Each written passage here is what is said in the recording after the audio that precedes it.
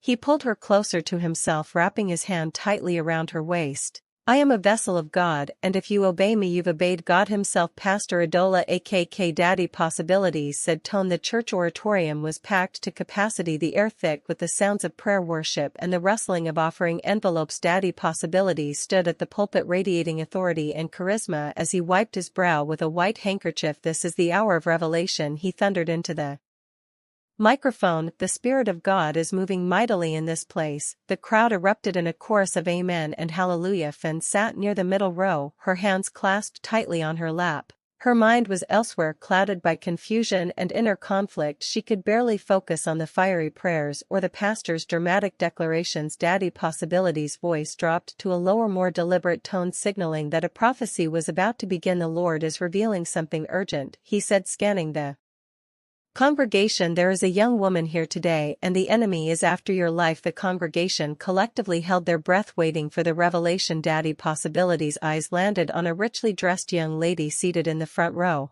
She wore a glittering gold gown, her designer bag perched elegantly on her lap. She certainly wasn't a wanderer. You, my daughter, he said, pointing at her. Please rise. The young lady stood, her face a mix of curiosity and fear. The Lord has shown me something about you. Daddy Possibilities continued. There is a group of friends around you, friends who pretend to love you, but they are plotting against you. One of them plans to poison your food. The Lord has revealed this to me because he wants to save you. The woman gasped, her hands flying to her chest. The congregation murmured in awesome clapping and shouting praises. Daddy Possibilities continued with vivid details about the plot, naming locations and even describing one of the supposed friends. In the midst of the uproar, Finn's gaze remained fixed on Daddy Possibilities. Her emotions churned inside her, a confusing cocktail of disbelief, doubt and fear. Was this really the man of God her mother revered so much? Could someone so connected to the divine also be the man who had been preying on her? Her eyes flicked to Kennel, who sat a few rows behind her, his arms crossed and his face unreadable. She knew he had been keeping a watchful eye on her,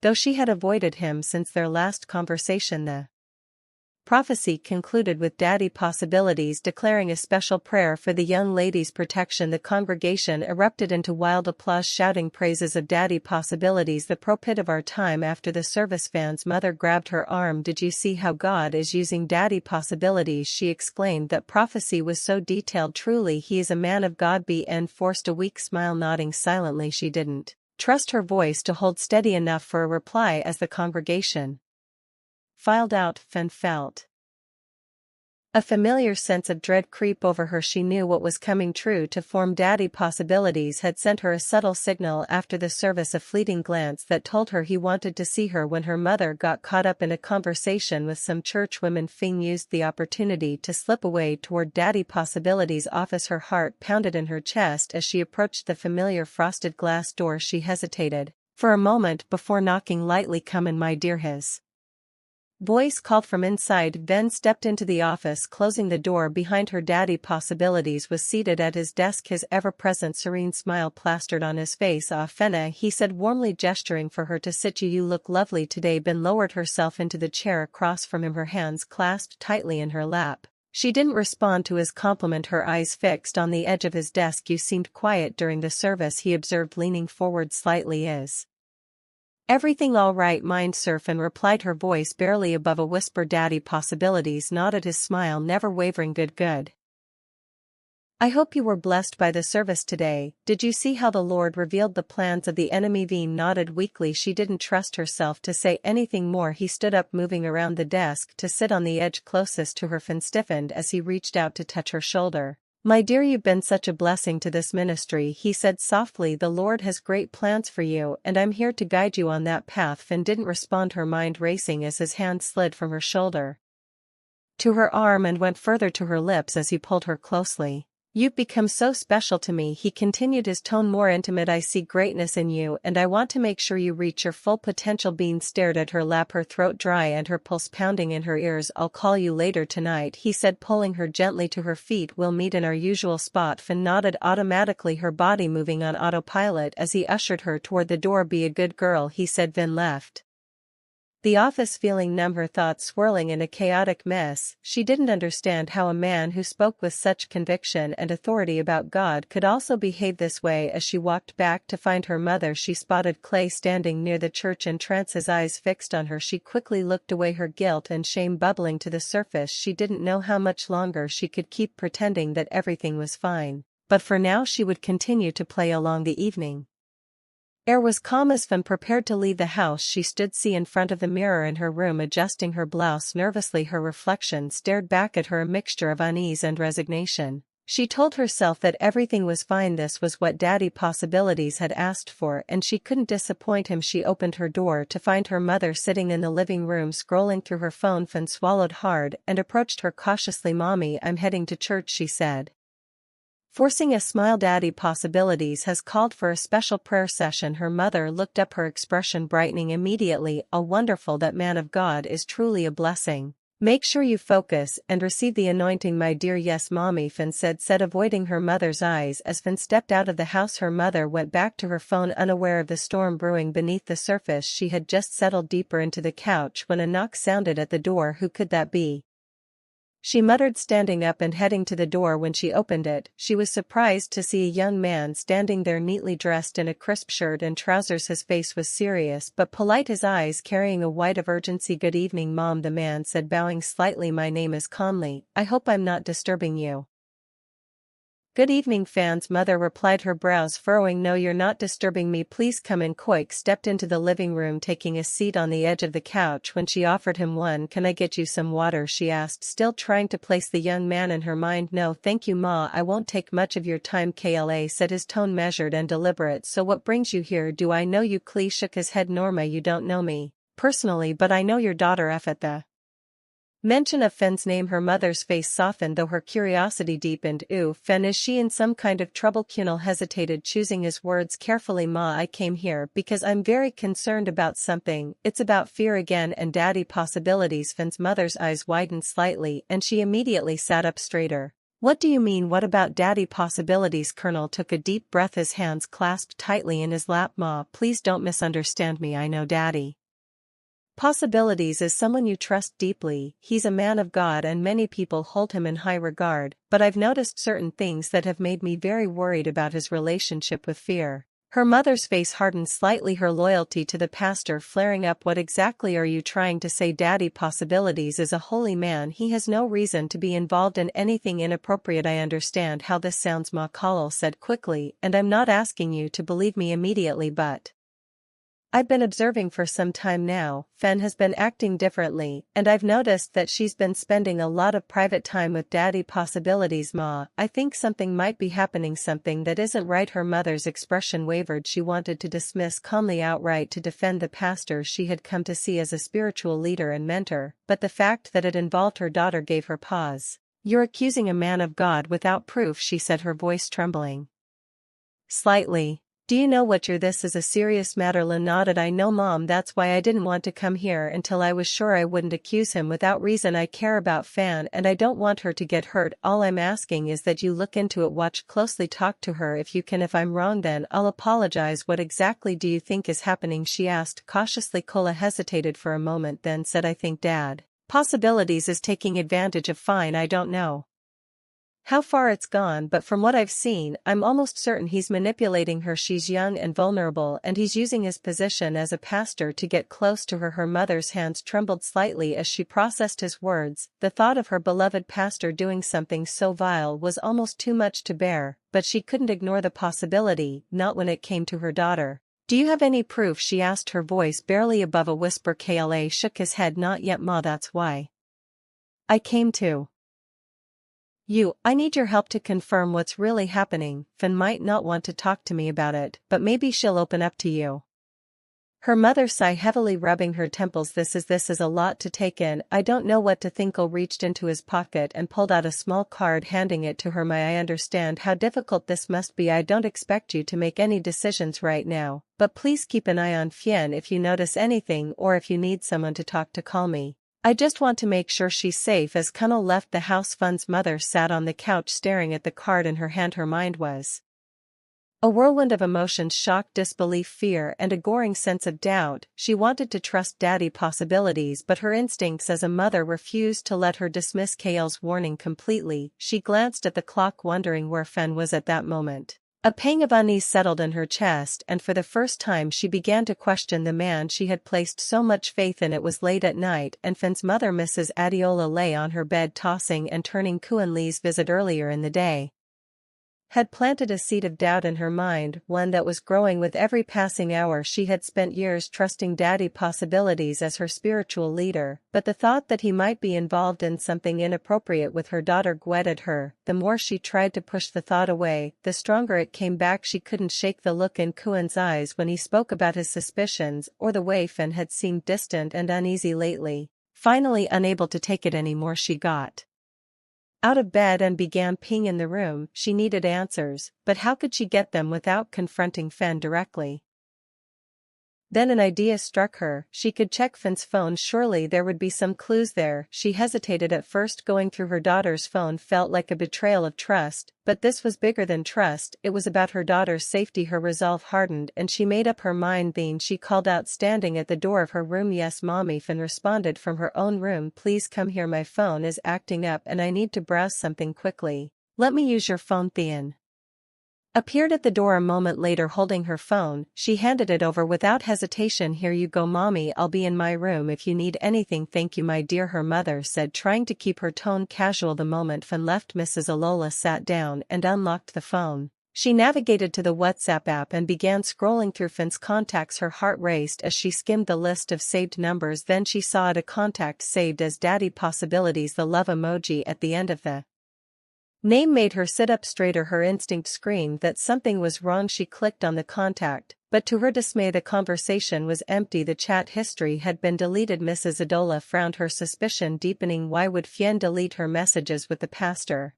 Her hands trembled slightly as she stared at the contact. The doubt in her mind was now overshadowed by alarm. She needed to know more. Taking a deep breath, she decided to call the number. He pressed the call button, her heart pounding loudly in her chest. The phone rang for a few seconds before a voice answered. "Hello, baby," a deep, familiar voice said warmly from the other end.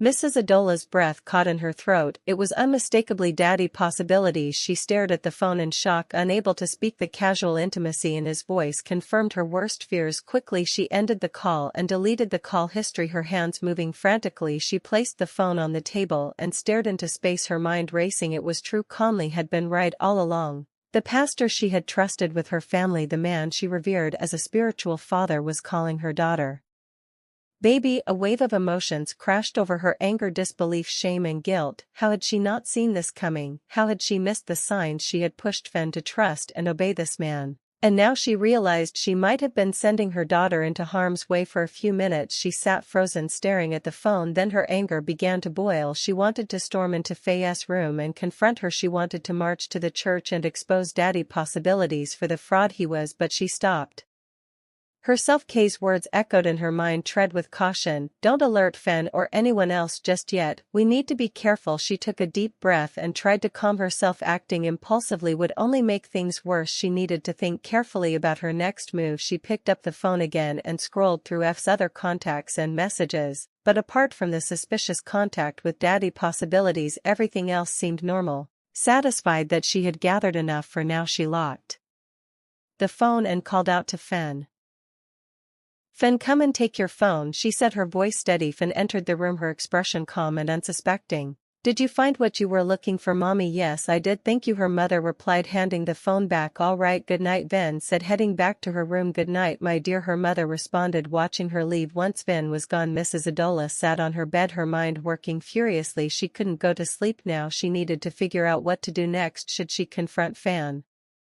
Should she call Conley and tell him what she had found, or should she take this information directly to the church elders? She decided to start with Clay. He had been the one to warn her and he seemed to know more about the situation. She picked up her own phone and dialed his number. "Hello, Ma." Clay answered, his voice cautious. "Kunal," she said, her voice trembling slightly, "you were right, I just checked Fian's phone and there's something very wrong. She has Daddy Possibilities' number saved with a love Emoji, and when I called the number he called her baby. Mrs. Adola nodded even though he couldn't see her. You're right, but what do we do now? Let's meet tomorrow, Ma. I'll come to your house and we can discuss a plan. Please try to stay calm. We'll handle this. After ending the call, Mrs. Adola sat back and sighed deeply. She felt a small sense of relief knowing she wasn't facing this alone. But as she lay down to try and rest, her mind kept replaying the voice on the phone and the realization that she had trusted a man who had betrayed that trust in the worst possible way.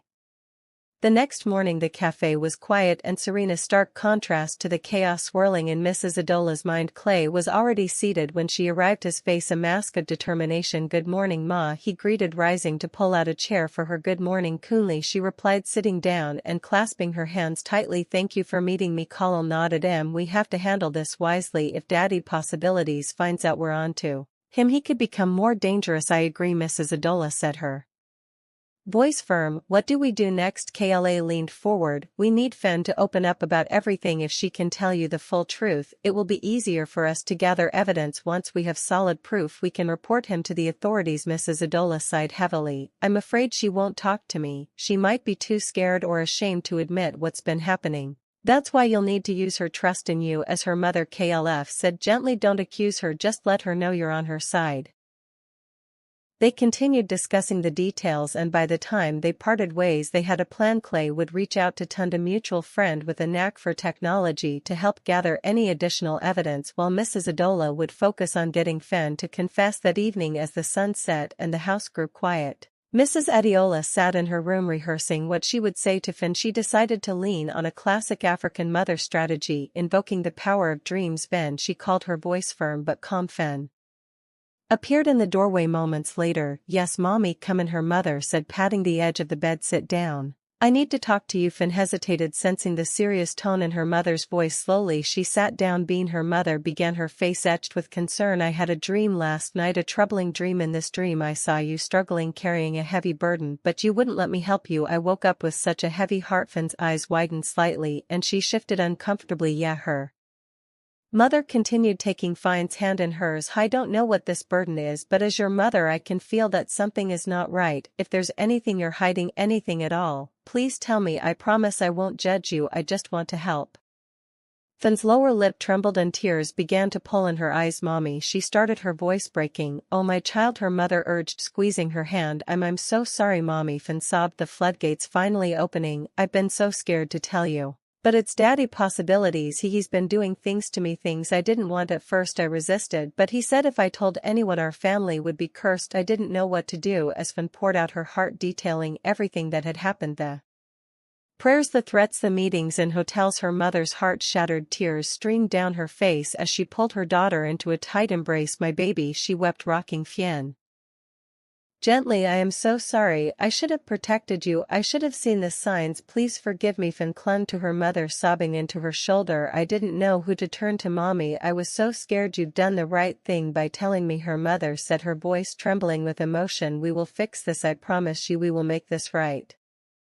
The following day, with Tund's help, they began gathering evidence. Tund was a tech-savvy young man who understood how to retrieve deleted messages and record conversations discreetly. He managed to recover a few incriminating messages from Fen's phone and devised a plan to capture more evidence in real time.